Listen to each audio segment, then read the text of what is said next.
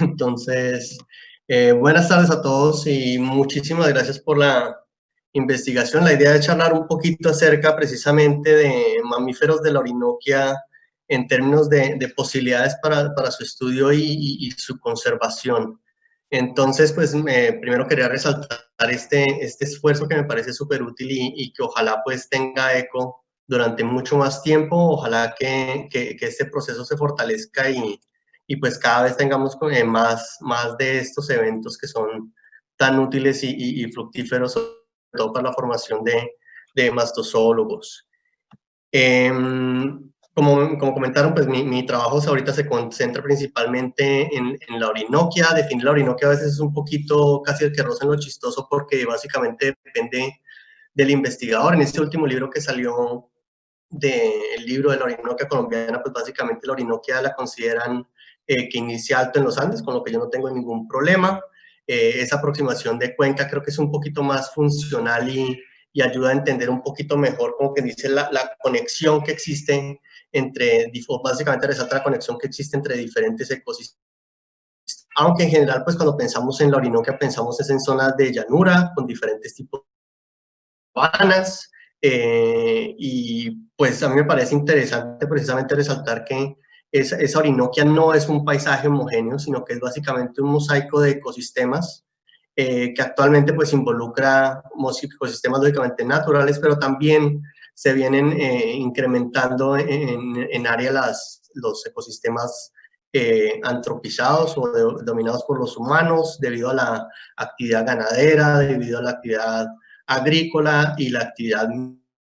Entonces, cuando pensemos en Orinoquia, pues a mí me parece chévere la aproximación de pensar que los Andes están ahí, que digamos, pensar que esos ecosistemas de páramo interactúan con esas zonas de llanura, con esas zonas de piedemonte, y pues eso nos ayuda a tener como una visión amplia de cómo es que debemos considerar este complejo de ecosistemas. Entonces, claro, tenemos unos problemas bastante tenaces. Hay unos procesos de transformación del suelo que son bastante intensos debido a lo que ya les dije, actividad agropecuaria, minería, crecimiento de áreas urbanas, lógicamente hay cacería y pues cuando una zona rica en biodiversidad se junta con tantos humanos, pues vamos a tener muchos conflictos con la vida silvestre. Tenemos múltiples procesos de contaminación debido precisamente a esa actividad agropecuaria, debido al trabajo de la minería y pues de toda la actividad de los humanos en las ciudades y áreas rurales, pues que lleva a uno a complicar el paisaje, ¿no? Eh, de los mamíferos de la Orinoquia, como que dice, para ir entrando en el asunto, pues quiero resaltar, digamos, este ejercicio interesantísimo que hizo Diego Lizcano en el 2014, donde se puso a examinar, como quien dice, los puntos de colecta que existían del país. Esto está todavía disponible en línea para aquellos que quieran examinar ese bonito ejercicio. Y ahí en el Mochometón el trabajo de colocarles ese circulito rojo, que es más o menos donde quedaría la Orinoquia. Y pues nos damos cuenta que pues la mayor parte de esos especímenes que se han obtenido pues vienen del piedemonte y todavía hay un montón de espacio de esa gran Orinoquia que parece que falta por examinarse, ¿no? Eso es solo en términos de especímenes recolectados, entonces, al igual que como se han resaltado para otras regiones, o sea, falta muchísimo trabajo en términos de muestreo, aunque en teoría, pues con todo este trabajo de la actividad minera y esos consultorías, pues debería ser una de las zonas mejor muestreadas, pero pues esa información parece que no está lo suficientemente disponible hasta la fecha para, como que dice, llenar muchos de estos espacios. Por suerte, pues han realizado varios esfuerzos, varias publicaciones relacionadas para como que dices, dar un inventario de qué hay en la Orinoquia. Les coloco aquí por lo menos estos 4 ejemplos que dan cuenta de una rica diversidad, aunque pues ya también otra vez, dependiendo de dónde empiecen ustedes la Orinoquia, ustedes podrían pensar si nos estamos concentrando solo en la zona más de los llanos, pues no es de las más ricas del país, pero si la juntamos con los Andes, pues con ese flanco oriental de la cordillera oriental, pues la historia es un poquito distinta. En todo caso, pues quiero resaltar esos 4 trabajos que siempre nos dan como un punto de partida para entender qué tenemos. Ahora, también hay trabajos muy chéveres que se han hecho en términos de ecología de los mamíferos. Aquí les salto solo 3 ejemplos. Digamos, este trabajo de Laín Pardo, él ha trabajado mucho en esa interacción y los efectos de los cultivos de palma sobre los mamíferos y como que dice dándonos algunos criterios para su conservación que yo se los recomiendo a todos que lo revisen. En algunos casos tenemos, por ejemplo, esas estimaciones de densidad, pero lamentablemente yo quisiera que hubieran más trabajo, digamos, con estimaciones de densidad, pero realmente es para muy poquitos animales. Y tenemos algunos ejercicios relacionando, por ejemplo, examinando esa área de interacción planta, mamífero, principalmente concentrada en murciélagos, que pues hay algunos trabajos, pero de nuevo son muy puntuales y eso nos lleva al hecho de que todavía nos falta muchísimo trabajo y pues voy a traer a colación este trabajo de Romero y colaboradores del 2012, estuve examinando la transformación del paisaje de las sabanas únicamente y ellos dejaban resaltada su preocupación precisamente porque más o menos, con base en lo que ellos tenían, la información que tenían, pues esperaba que alrededor de un 70% de esas zonas de la Orinoquia iban a ser transformadas en los próximos años debido a la actividad económica. Entonces, básicamente tenemos un panorama que nos da básicamente un espacio para trabajar muchísimo, en el que tenemos muchas necesidades, y pues ante esa transformación tan tenaz, pues básicamente cuando uno piensa en esos paisajes simpáticos de la Orinoquia, en esas llanuras, en esos ríos, en esos caños, pues ante esa transformación pues uno se siente como un pequeñín luchando contra un monstruo gigantesco que se llama la extinción y pues lamentablemente es muy posible que se lleguen a extinguir especies de la Orinoquia colombiana sin que siquiera sepamos que ocurrieron, pues porque ya resaltamos que falta más muestreo y falta más información. Pero bueno, la idea no es en, como quien dice, concentrarme y ponernos que nos pongamos todos a llorar sobre el asunto, sino que precisamente pensemos de cómo, pues precisamente frenar a ese monstruo gigante en la medida de las posibilidades.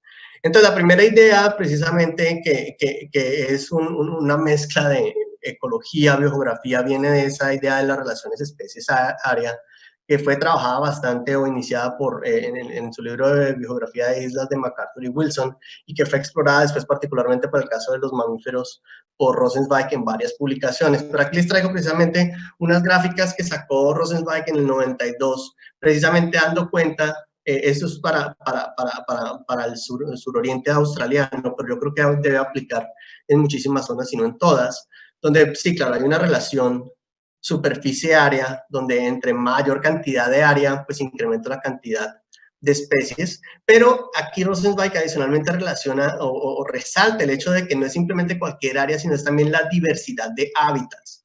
Entre mayor cantidad de hábitats diferentes que tenemos, ahí tenemos unas mayores posibilidades de tener más especies, ¿listo? Él está haciendo referencia principalmente a hábitats naturales, pues, pero pues precisamente parte de esta charla es que nos demos cuenta que tenemos como que dice que empezar a pensar en un poquito más amplio. Pero entonces vamos a ir como que dice dejando algunas ideas. En la medida que las actividades humanas tienden a expandirse, eso tiende a homogenizar el espacio, o sea, básicamente nos está quitando esa área que necesitamos. Y pues básicamente la batalla contra el monstruo gigante está en términos de cómo ganamos un poquito de área o cómo manejamos ese espacio mejor. Entonces, solo para que lo tengamos en la cabeza, pues esa relación superficie-área en los ecosistemas actuales probablemente la podremos dividir como en 3 curvas que distintas. Aquí lo puse en forma muy esquemática. En ecosistemas urbanos es probablemente donde vamos a tener la menor cantidad de especies, perdón. En los ecosistemas rurales probablemente tengamos una situación un poquito mejor, y en los ecosistemas naturales es donde vamos a tener más. O sea, básicamente estas relaciones área, número de especies nos ayudan a darnos cuenta de, bueno, cómo son las situaciones y adicionalmente dónde tenemos más que perder, y eso sería pues precisamente en los ecosistemas naturales.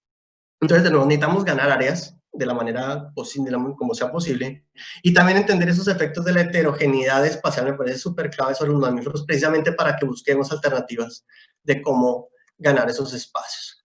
Entonces, pues ahorita vamos a hablar un poquito de Rs, no del paquete estadístico, pero de una serie de estrategias que existen básicamente en conservación para pensar precisamente en cómo logramos conservar biodiversidad. Entonces, la primera R, esta relación es muy clásica, relacionada con reservas, donde básicamente queremos unos sitios donde la mano del hombre no meta la pata.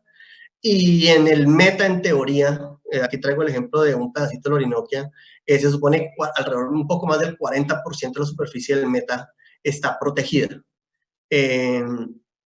Y entonces, ¿qué pasa con el resto? O sea, asumiendo que ese 40%, 40 y pico por ciento funcionara bien, eso quiere decir que hay una cantidad bestial de área del solo el meta que, que básicamente no podemos dejar de lado, en la que también deberíamos pensar para que podamos hacer también conservación. Entonces, la idea de las reservas es buenísima, son claves sobre todo para aquellas especies que tienen unos requerimientos de hábitat muy complejos, pero muy probablemente, o yo estoy convencido de que no son suficientes. Entonces, básicamente tenemos que empezar a echar mano de otras Rs y ya tenemos vamos a completar unos 40 y piquito de años hablando de restauración, donde inicialmente esa restauración se buscaba, era como que dice, volver a una situación original, donde otra vez la mano del hombre no haya metido la pata, pero pues ya unas décadas para acá nos hemos venido dando cuenta que esa restauración de volver al punto original es una vaina extremadamente complicada, costosísima, y que requiere básicamente eso de remover que existen en una zona a veces puede llegar a ser muy difícil. Entonces, el concepto de restauración se ha relajado bastante para incluir otras Rs conocidas como rehabilitación, recuperación, reclamación, donde, listo, aceptamos que llegar a ese original prístino es extremadamente difícil en algún momento, pero no como que dice, debemos como que dice echar toda la caneca, sino tratar de recuperar al menos alguna funcionalidad de los ecosistemas en términos de productividad o de servicios ecosistémicos, o de retornar precisamente a una situación en la que, bueno, todavía esté como quien dice muy modificado y no sea igual, pero por lo menos se hayan recuperado alguna parte de esa funcionalidad que existía. Ahora yo resalto una R que no, bueno, ya está empezando a coger un poquito más de vuelo, que es la idea de la reconciliación que pues fue precisamente propuesta por Michael Rosenzweig a comienzos de este siglo, y él la define como una ciencia de inventar, establecer y mantener nuevos hábitats para conservar la diversidad en aquellos lugares donde la gente vive, trabaja y juega. O sea, esta es casi que una filosofía de conservación un poquito distinta, donde no vamos como quien dice a mantener excluidos a los humanos, sino básicamente vamos a hacer conservación en aquellos sitios donde está la mayor cantidad de la gente. Pensando, digamos, por ejemplo, en el caso del Meta, en ese alrededor del 60% donde pues está la gente viviendo, trabajando y jugando. ¿Listo? Entonces, ¿en qué consiste esa estrategia? Básicamente es en busquemos cómo modificar el espacio para darle mayor cabida a la biodiversidad. Hay unas especies que no van a caber, ¿sí? O sea, hay unas que tienen unos requerimientos de hábitat tan tenaces que, o básicamente nosotros les hacemos tanto el feo que no nos van a tolerar, o nosotros no vamos a ser lo suficientemente tolerantes con ellas, y pues van a quedar por fuera. Pero la idea es precisamente cómo hacemos esas modificaciones en el espacio para que quepan. Y pues en mi cabeza, cuando hablamos de diversidad, pues estamos hablando de mamíferos silvestres, aunque podremos tener otras cosas ahí, por supuesto. Pero aquí les vengo a hablar, como que dice, algunos ejemplos precisamente que nos hablan, o que a mí me sugieren que sí hay. Entonces, el primer ejemplo es precisamente algo que ya salió publicado no hace mucho, que lo hizo precisamente el trabajo de grado de un estudiante, de Andrés Alfonso, en el campus de la Universidad de Los Llanos. Entonces, el campo de la Universidad de Los Llanos en los 70s era una finca ganadera. ¿Listo? Entonces ese espacio se lo cedieron a la universidad, empezó a construir como que dice instalaciones, pero adicionalmente algunos profesores bien locos y chéveres se dedicaron a propagar algunas especies vegetales en el campus. Y es como hoy tenemos, espero que alcancen a ver esta imagen de satélite, pues tenemos el polígono de la universidad y adentro ustedes ven unas zonas arboladas. Claro, eso lógicamente no todas las especies son nativas, no todas las especies, o sea, esto no es una restauración en el sentido más clásico, pero hay hay una recuperación del espacio donde pasamos de zonas básicamente dominadas por pastos a zonas donde tenemos estanques, donde tenemos cultivos, donde tenemos edificios, claro, pero también zonas arboladas y potreros que pues podrían dar algunas opciones, y precisamente la idea del trabajo de Andrés era pues evaluar eso. Y lo que encontramos fue que en el campus hay al menos 18 especies, y pues ahí vamos contando. Aquí Andrés se concentró en especies que se pudieran capturar con trampas Sherman, Tomahawk, o que podrían ser registradas con cámaras trampa.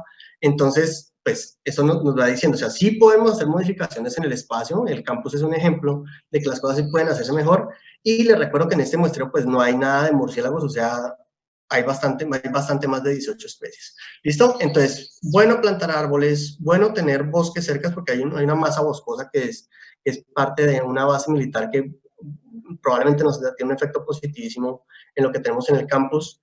y es claro que sí es posible recuperar al menos parte de esa funcionalidad del sistema, y en buena parte, esto lo quiero resaltar mucho, es debido a esa actitud positiva de las personas. O sea, tenemos una comunidad académica que pues más o menos formadita o bien formadita, que no le hace el feo a la biodiversidad, y eso es muy clave en estos procesos.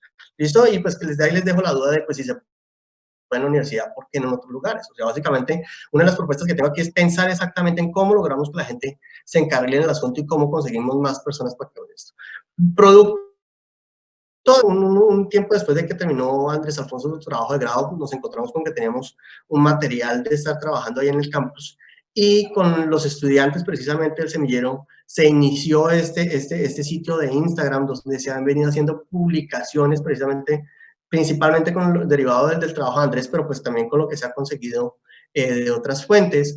Y para nuestra sorpresa, pues hemos logrado una cantidad, pues a mí me parece seguidores, aunque algunos estudiantes me dicen, profe, es que tenían que ustedes estar publicando mucho más seguido para tener mucha más gente, y yo supongo que eso es cierto, pero la idea es que aquí, como quien dice, tenemos una herramienta que tiene varias posibilidades. O sea, la idea es primero dar, cada uno de las publicaciones tiene información, bueno, unas imágenes, videos de los animalitos, y algo de información adicional básica acerca de los animales, como quien dice, para no tener un texto ladrilludo, pues básicamente como lo exige Instagram, para que la gente que le vaya interesando estos bichos, como quien dice, vayan metiéndole, vayan aunque sea leyendo. Y yo me imagino que esto ya puede ser, ya le estamos empezando a hacer un poquito de promoción entre algunas instituciones educativas, porque yo supongo que pues esta generación tan conectada probablemente vaya a tener, como que dice, una herramienta de estas para irse familiarizando un poco con la fauna de la Orinoquia, y pues esperamos que siga progresando.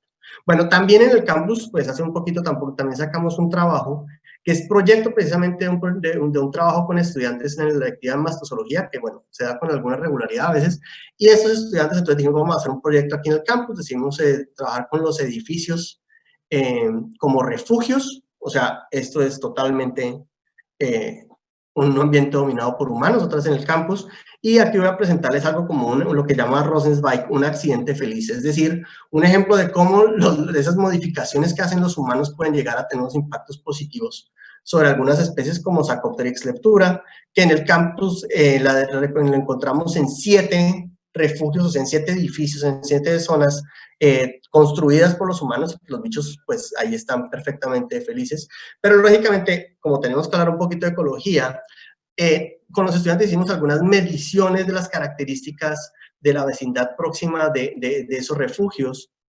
incluyendo información sobre, por ejemplo, cuál es la distancia a la luminaria más cercana y cuál es la altura del refugio. Hay otras medidas que, pues, si quieren la revisan en la publicación o me la piden y yo se les envío sin ningún problema.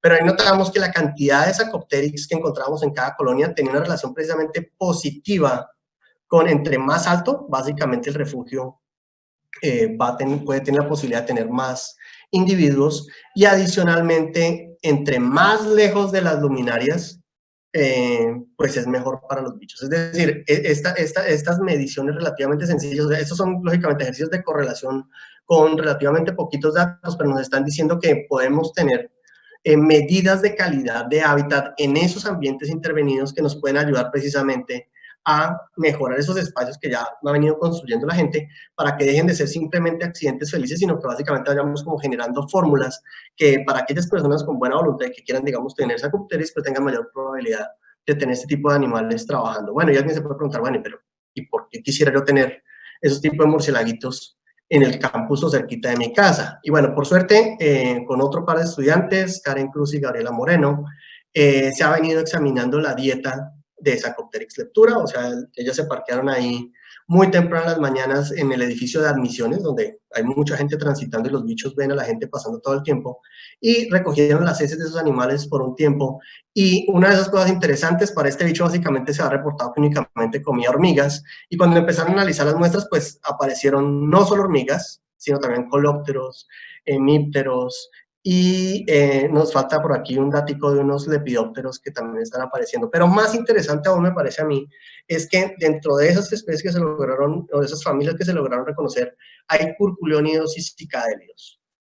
O sea, estamos hablando entre mamíferólogos, pero aquellos que trabajan en la zona de agricultura, cuando le hablan curculiónidos y cicadélidos, generalmente los asocian con plagas agrícolas bichos o transmiten enfermedades como fitoplasmas, por ejemplo, o son plagas que se comen, digamos, cultivos. Entonces, esto lo que nos está sugiriendo es que estos bichos sí están alrededor de nosotros, nos toleran y parece que incluso nos podrían prestar servicios controlando algunas plaguitas. Y esto lo resalto, ¿por qué? Porque, digamos, ya en Norteamérica ya se han dado cuenta que con este problema del síndrome de la nariz blanca, pues se han hecho algunas estimaciones de que debido a esa pérdida de murciélagos insectivos se pueden llegar a estar perdiendo alrededor de 3.7 mil millones de dólares al año debido al control que hacen estos bichos de plagas de insectos. O sea, básicamente mantener murciélagos alrededor es buena cosa precisamente para la agricultura y pues básicamente la idea es seguir trabajando en esa línea.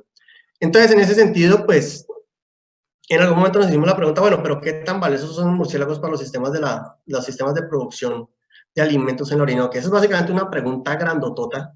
Y aquí es donde quiero resaltar un poquito más que ya en el siglo XXI tenemos la tecnología y las herramientas ecológicas para tratar de contestar estas preguntas. Claro, ahorita les voy a resaltar precisamente que tenemos algunas cosas, muchas cosas para hacer, pero tenemos la tecnología y tenemos la teoría para trabajar en eso. Esta pregunta la enmarco dentro de una consultoría que se hizo con TNC, que viene apoyado por el fondo, con el proyecto de ganadería colombiana sostenible, y es apoyado por diferentes agencias internacionales, y donde precisamente parece que esas R se ponen en acción porque en ese proyecto de ganadería sostenible se ha tratado de estimular el uso de sistemas silvopastoriles. En la Orinoquia colombiana es muy común el uso de sistemas convencionales, que es un ejemplo es como el que tenemos aquí a la derecha, que es básicamente un potrero gigantesco dominado casi que únicamente por gramíneas, muchas veces de origen africano. En contraparte, esos sistemas silvopastoriles lo que buscan es tener un espacio mucho más heterogéneo donde se mezclan a veces ese pasto con arbustos o árboles. En este caso aquí tenemos unas mimosas, un falso yopo que utilizan están utilizando las vaquitas, y la esperanza es que precisamente estos sistemas silvopastoriles pues que ayuden con ese aumento de la heterogeneidad de la biodiversidad, además de que pues tienen una serie de ventajas para el sistema de producción, porque pues el ambiente, el microclima es mucho más beneficioso para las vacas, parece que incluso hay un cambio en la cantidad de parásitos y el suelo pues se favorece también. Entonces, pues en esta idea del proyecto de ganadería colombiana sostenible, pues se están realizando esos sistemas de silvopastoriles, pero pues falta como que hacer evaluaciones de qué tan buenos son o qué tanto se le aporta, digamos, esa biodiversidad. Entonces, cuando usted ya piensa en murciélagos y estos espacios, pues usted se da cuenta, hay uno que básicamente que no tiene obstáculos y otro que tiene más obstáculos. Entonces usted, a priori, ya pensando como quien dice, como biólogo, usted dice, pues estos animales deben percibir estos dos espacios de manera distinta. Entonces, pues eso nos llevó a la hipótesis de que precisamente los murciélagos insectívoros en estos sistemas de producción bovina deben actuar primero en beneficio de los ganaderos, pero ese beneficio va a depender del sistema de producción que se esté utilizando otra vez, porque son dos espacios que pues representan dos desafíos dramáticamente distintos en términos de percepción, uno con más obstáculos, uno con menos obstáculos, y digamos el vuelo también tiene que ser muy diferente porque pues en uno sí tengo que evitar muchos obstáculos mientras que en el otro no. Lo que esperábamos era pues precisamente diferencias en la abundancia de insectos parásitos no tenga aquí, los mastozólogos se dedican es a mirar a los insectos. O sea, en esta parte del proyecto no nos concentramos en medir murciélagos, sino en medir los insectos, ¿sí? Pero lógicamente no cualquier insecto, sino insectos parásitos nocturnos que pudieran precisamente estar afectando el sistema de producción. ¿Y por qué? Pues porque hay murciélagos, hay insectos nocturnos que pueden parasitar al ganado, o sea, generándoles problemas a los ganaderos precisamente desde el punto de vista del ganado, y dos, porque pueden ser parásitos de los pastos. Entonces, pues precisamente lo que hacíamos era contar insectos que pudieran parasitar al ganado o a los pastos. ¿Y cómo hacemos eso? O sea, ¿cómo evaluamos el efecto de los murciélagos sobre esos parásitos? Pues otra vez tenemos la teoría. En ecología, una de las formas más sencillas de manera experimental de evaluar el efecto de algo es removiéndolo. Entonces, hicimos básicamente experimentos de exclusión, donde colocamos estos encierros, que pues básicamente forman un cubo, que tienen una malla que no permite que los murciélagos entren y consuman insectos. ¿Listo? Los insectos sí pueden entrar y salir, pero los murciélagos no. Y al interior de ese encierro, pues colocamos una trampa pegajosa donde quedan los insecticos pegados y básicamente lo que hacemos es contar la cantidad de insectos que quedan pegados dentro digamos, tenemos en el sistema convencional una pegajosa dentro del encierro y otra fuera del encierro. Y de la misma manera tenemos un encierro en silvopastoril y fuera del silvopastoril. Y eso entonces nosotros básicamente, ¿qué estábamos esperando? Pues lo que estábamos esperando es que si tengo yo murciélagos, con encierro, perdón, si yo tengo el encierro, entonces la cantidad de insectos, porque no están los murciélagos, pues va a ser mayor. Sin el encierro, o sea, excluyendo los murciélagos, pues voy a tener, yo como ahí sí tengo más murciélagos, entonces tengo menos insectos. Entonces el efecto de los murciélagos lo vamos a ver de la diferencia entre si tengo ese encierro, que evita que entren los murciélagos, a donde no tengo el encierro, donde sí pueden trabajar los murciélagos. Entonces básicamente esta diferencia nos dice qué tanto trabajaron los murciélagos o cuál es el efecto de los murciélagos en ese sitio. Entonces, ¿dónde trabajamos? Estuvimos en San Luis de Cubarral, en el municipio del Dorado, en 5 fincas. Allá cada uno, como les decía, colocamos esos encierros en un sistema convencional, un tal silvopastoril. Colocamos las trampas de entre las 5 de la tarde y 6 de la mañana del día siguiente, y lo que hicimos fue contar y recolectar insectos parásitos del pasto del ganado, con base en la experiencia que tuvimos con el profesor José Fernández del Laboratorio de Parasitología y Fisiología del Programa de Medicina Veterinaria y Zootecnia, que básicamente nos iluminó el camino de qué era lo que teníamos que contar. ¿Listo? Entonces, este es un resumen, pues hay más resultados, pero pues hoy no quiero, como que dice, repetirlos de eso. Lo que tenemos es una gráfica donde tenemos los dos sistemas, convencional, silvopastoril. Las barras negras son aquellos donde teníamos la exclusión, y las blancas era donde no había la exclusión. ¿Listo? Y en el eje de las ordenadas tenemos la cantidad de insectos que estaban pegados a las trampas. Y pues básicamente el resultado no es exactamente lo que estábamos esperando. En el silvopastoril sí, porque si se dan cuenta, cuando no tenemos exclusión, tenemos muchos menos insectos, pues tenemos menos insectos que cuando sí tenemos, cuando está la exclusión, pero en el sistema convencional, pues obtuvimos básicamente el resultado contrario. Y para serles totalmente honesto, todavía estamos trabajando en qué salió, qué pasó, por qué estos resultados como que eran así de raros. Pero en el momento, yo creo que es importante que en este ensayo preliminar, o en esta primera aproximación, pues los resultados sugieren que los bichos sí, los murciélagos insectívoros aéreos sí pueden tener un impacto sobre la frecuencia de parásitos para el ganado y el pasto, pero ese efecto depende del sistema ganadero. Ahora, entonces, el siguiente paso es, como que dice, trabajar más con los ganaderos y más con gente que sepa de economía, y que podamos transformar esa cantidad de insectos en unos costos, para así, como que dice, ser un poquito más efectivos en mostrarle a la gente, a los ganaderos: oiga, miren la plata que usted se está ahorrando por tener esas maravillosas máquinas voladoras trabajando todas las noches. Entonces, eso está pendiente. Durante ese trabajo también hicimos algo de muestreo acústico, colocamos grabadoras también en sistemas convencionales y sistemas silvopastoriles. Y una de esas ventajas de ese trabajo con bioacústica es que nos permite, por ejemplo, detectar que los bichos están haciendo cosas distintas. Esto que están viendo aquí en la imagen es, en las ordenadas tenemos la frecuencia de las señales de colocalización que un murciélaguito insectívoro está utilizando a lo largo del tiempo. Lo que está en la primera parte es lo que conocemos como una fase de búsqueda, donde hay poca variación de la frecuencia y el tiempo entre las llamadas y la duración de las llamadas. Y cuando un murciélago insectívoro encuentra una presa, este patrón cambia para que el bicho pueda obtener más información y eventualmente trate de capturar esa presa. Está tratando de capturar esa presa, pues el bicho necesita como enfocar y precisar, como que dice, una frecuencia que le dé más información, y eso es lo que conocemos como una fase terminal, que es lo que está en la zona verde. Entonces, de nuevo, colocamos trampas en ambos sistemas de producción, pero adicionalmente colocamos trampas, perdón, grabadoras en el bosque. Aquí lo que tenemos es básicamente la respuesta en términos de fases de búsqueda y fases terminales de 6 murciélagos insectívoros aéreos en ese paisaje.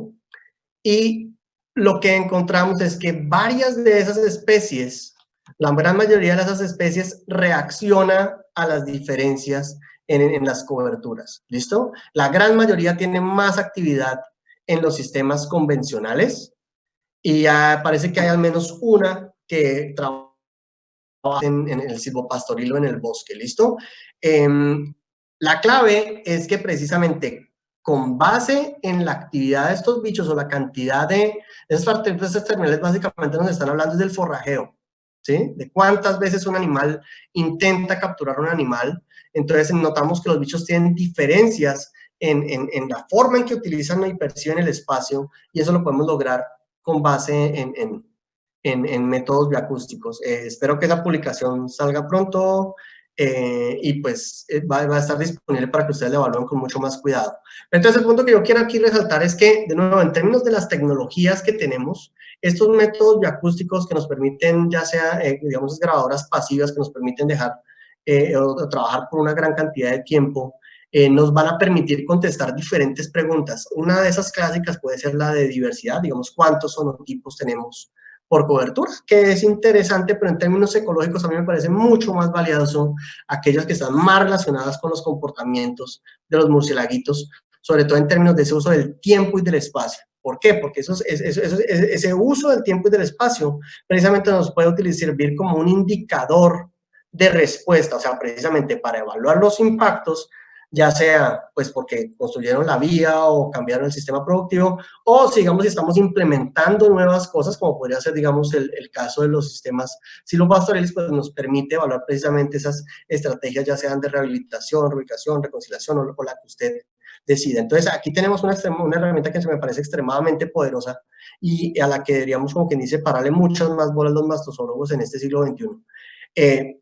Tiene sus ventajas, claro, porque podemos obtener una cantidad de información bestial, pero también tiene la necesidad de tener gente muy preparada, con mucho conocimiento de las especies para poder identificarlas y contar lo que se debe contar, ¿listo?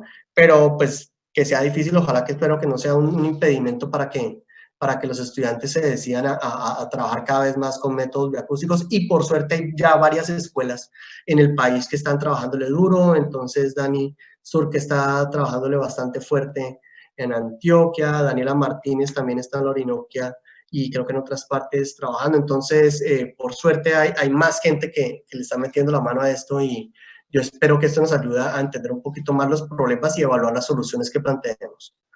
Listo. Como ya debo estar terminando, entonces le voy a echar la última idea, que está también relacionada con indicadores comportamentales. ¿Listo? Esta idea deriva de un trabajo que ya es clásico de un señor que se llama Joel Brown, que a finales de los 80 planteó un modelo de uso de parches que derivaba de la teoría de forrajeo óptimo. Entonces, como cualquier modelo de teoría de forrajeo óptimo, el centro del asunto es, como quien dice, cómo es que los animales, en este caso, evalúan esa relación de costos y beneficios. Entonces, el modelo que planteó Brown en ese entonces para definir cuánto tiempo debe permanecer en un parche de forrajeo un organismo, está relacionado precisamente con esos costos de estar en el parche, que pueden ser costos metabólicos, o sea, el costo netamente por estar en el parche ya me implica un costo de funcionamiento. También hay unos costos asociados al riesgo percibido de depredación, porque mientras yo estoy buscando alimento, pues no estoy, por ejemplo, en la seguridad de mi refugio o de mi guarida, y por ello ir a buscar alimento es costoso en términos de esa exposición a los depredadores. Y adicionalmente hay una cosa que se conoce el costo de oportunidades perdidas, porque mientras yo estoy aquí forrajeando, yo no puedo o dejo de estar haciendo otras actividades que contribuyen a mi eficacia biológica. O sea, mientras yo estoy forrajeando, pues no puedo estar protegiendo mi territorio, o construyendo el nido, o no sé, cortejando hembras para producir más descendientes. Entonces, todos estos tres son costos relacionados al forrajeo, Y los beneficios los relacionamos es con la tasa de cosecha, o sea, la cantidad de alimento que se obtiene por unidad de tiempo.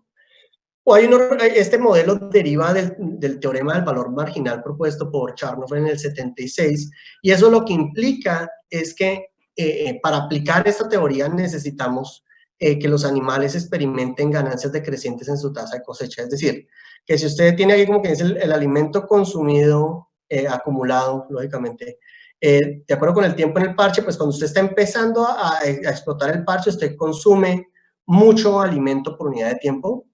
A la siguiente unidad pues sigue todavía, pero llega un punto en el que usted como que ya no tiene tanto alimento y pues como que dice como que ya usted invierte tiempo y como que casi no tiene nada.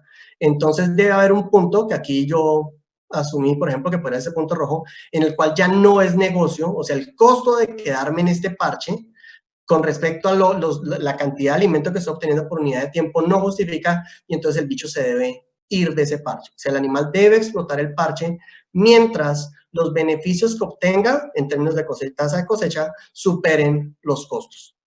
¿Listo? Entonces, ese punto donde el bicho se va se conoce como una tasa de cosecha de abandono, que se relaciona con la cantidad de alimento que hay en el parche. Cuando yo tengo mucho alimento en el parche, pues como rapidísimo y como bastante alimento por unidad de tiempo, pero a medida que lo voy acabando, pues esa tasa de cosecha se va reduciendo, y por lo tanto, como esa tasa de cosecha depende de cuánto alimento hay, yo puedo utilizar precisamente esa cantidad de alimento que queda para estimar esa tasa de cosecha y obtener el valor marginal de ese parche. ¿Listo? Entonces, aquí les dejo una diapositiva que para mí ya es un poquito viejita porque la utilicé durante mi posgrado con unos murciélagos del otro lado del charco, murciélagos frugívoros egipcios, y básicamente el truco para poder aplicar esta teoría o este modelo es que necesitamos un parche en el cual el animal experimente ganancias decrecientes en su tasa de cosecha. Entonces, para lograr eso, en ese entonces lo que yo hice fue diseñar un parche que era un cilindro de plástico lleno de líquido, que es esto amarillo, y mezclado por unos tubos, unas piezas de tubo, que lo que hacían era interferir con el consumo del animal. Entonces, mientras está más lleno de comida el comedero, pues es más fácil obtener alimento, pero a medida que profundiza, pues es cada vez más complicado, y eso quiere decir que tenemos esas ganancias. Aquí en el Neotrópico tenemos ya unos ensayos ya publicados con Carolia, pero bueno, ahorita voy a resaltar un poquito el asunto de los murciélagos neotropicales. Esta teoría la hemos utilizado con bastante éxito en la zona de la sabana, y hay varios artículos que han salido con estudiantes que han examinado precisamente cómo las particularidades de un espacio en un área muy intervenida, como pueden ser la sabana de Bogotá, afectan la selección de alimento o el uso del espacio. Entonces aquí, por ejemplo, en este artículo que salió recientemente publicado por Suárez Cáceres y colaboradores, estábamos en el norte de Bogotá y los bichos utilizan estas estructuras, estas cercas metálicas, entonces se le colocaron comederos sobre la cerca y en el piso, y aquí lo que tenemos es la densidad de abandono, o sea, la cantidad de alimento que dejaron los bichos, con diferentes tipos de alimento. Entre más deje, eso quiere decir que la densidad de abandono es más alta, eso quiere decir que el valor del parche es mucho menor. Y lo que notamos es que la selección del alimento depende de dónde le coloque usted el comedero a los bichos. ¿Listo? Si se lo coloca sobre la cerca, el alimento es más valioso que si usted se lo coloca abajo, pero adicionalmente ese cambio en la ubicación tiene un impacto sobre la selección o el valor del alimento. Es decir, las decisiones de los animales no son fijas, ¿sí? Son contextuales, no siempre el alimento que tenga más energía va a ser mejor, sino que esto va a depender de un contexto. Entonces, esta técnica es buenísima para que nosotros precisamente evaluemos esos impactos, y pues yo los invito, si quieren discutir más sobre eso, pues yo les puedo dar más comentarios, pero esta técnica básicamente nos permite preguntarles. Eso básicamente es la forma en que usted le hace encuestas a los bichos, como por ejemplo estas chuchas, sobre cómo perciben el espacio y cómo valoran los recursos que tienen a su alrededor. Entonces básicamente la inquietud es que estamos básicamente en busca de parches de forrajeo para toda la cantidad de mamíferos que vamos a encontrar en la Orinoquia, para precisamente preguntarles, oiga, ¿usted qué opina, no sé, de la actividad petrolera? ¿O usted qué opina de esta vía que ahora nos pusieron? ¿O hemos recuperado un bosque? ¿Realmente usted cree que este bosque es mejor a como estaba antes? Etcétera, etcétera, etcétera. ¿Listo? Resalto el cuento de los murciélagos porque hay una cantidad bestial de murciélagos en la Orinoquia. Y de nuevo, ya tenemos, como quien dice, un trabajo adelantado con Carolia perspicillata en cautiverio, y en algún momento sería ideal que algunos estudiantes fueran lo suficientemente entusiastas y valientes para empezar a hacer algunos ensayos afuera, para contestar preguntas relacionadas con estacionalidad, esas especies, como quien dice, que nos consideramos como amigas y que nos pueden ayudar, digamos, no sé, a dispersar semillas, evaluar la calidad de refugios, efectos geográficos, etcétera, etcétera. Entonces, ya para cerrar, pues, si tenemos un monstruo gigantesco, bastante complicado, pero las buenas noticias también es que hay un montón de teoría y tenemos información que pues siempre queremos que sea mejor, pero hay biólogos, hay médicos, veterinarios y otras personas que son entusiastas sobre este asunto. Y entonces, si juntamos toda esa gente y todas esas R's que tenemos por ahí disponibles y con la teoría que tenemos, pues probablemente esta batalla, pues por lo menos le ponemos en problemas a ese monstruo, aunque sí va a necesitar un trabajo grande y muchísimo esfuerzo. Entonces, solo para resaltar lo último, hay que utilizar esa información y esa teoría, probar alternativas y hacerle seguimiento. ¿Sí? Tenemos esos campos, tenemos unas zonas de reserva, sobre todo las reservas de la sociedad civil, donde se están haciendo un montón de cosas bacanas en la Orinoquia, para precisamente medir, tener esos indicadores, ya sea de hábitat, de uso de hábitat, actividad o uso de parches, detectar esos accidentes felices como lo que les resaltaba del caso de Sarcopteris leptura y tratar de replicarlos para que pues esas cosas que sabemos que funcionan pues se puedan multiplicar, y trabajar con la gente, ya sea por las redes o con diferentes, yo espero que estos espacios precisamente sirvan para motivar a más personas, ojalá que estén en la Orinoquia o en otras zonas, para que se unan a este tipo de esfuerzos. Listo, espero no haberme alargado demasiado. Quiero dar gracias pues a los chicos del semillero, que básicamente son los que permiten que esta vaina siga andando con mucho entusiasmo, a la Dirección General de Investigaciones y a la de Protección Social de Unillanos, que pues han apoyado el trabajo. Y gracias a ustedes por estar escuchando, y no sé si tienen por ahí alguna pregunta. Bueno, profe, muchas gracias por su charla y por su tiempo.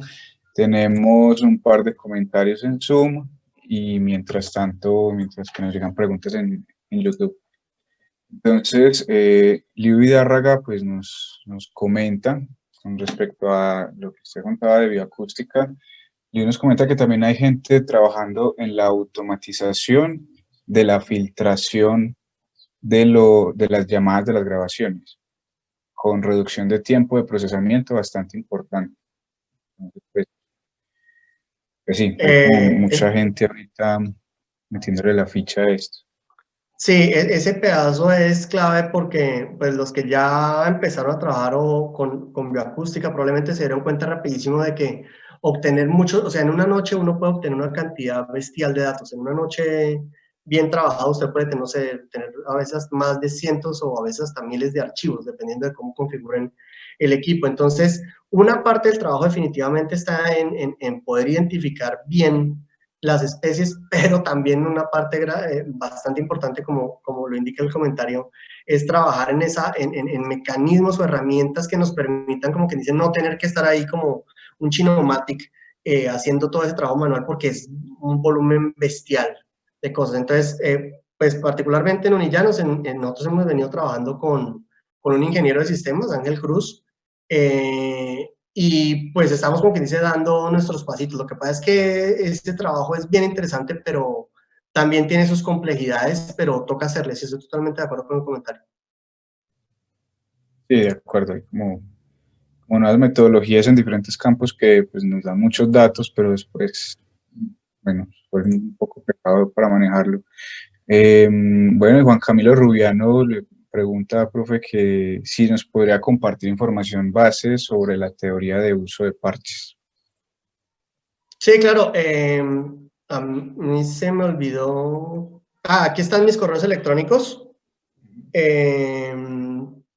Como quien dice, lo básico es el trabajo. Para empezar a trabajar con esto está el trabajo de Joel Brown del 88. Y han salido varios trabajos. En el último, hay un libro que salió hace un par de añitos sobre forrajeo, buenísimo, donde varios capítulos están dedicados precisamente a cómo podemos utilizar, digamos, esta técnica como indicadores precisamente para hacer conservación, ¿sí? O sea, precisamente para poder hacerle seguimiento, para poder medir respuestas. Entonces, ahí están mis correos y, por supuesto, por lo menos darles la encontrar esos artículos es a veces bien sencillo. Ya con ejemplos neotropicales a veces se pone un poquito complicado, pero por supuesto, solo es que me escriban y pues yo trato de colaborarles.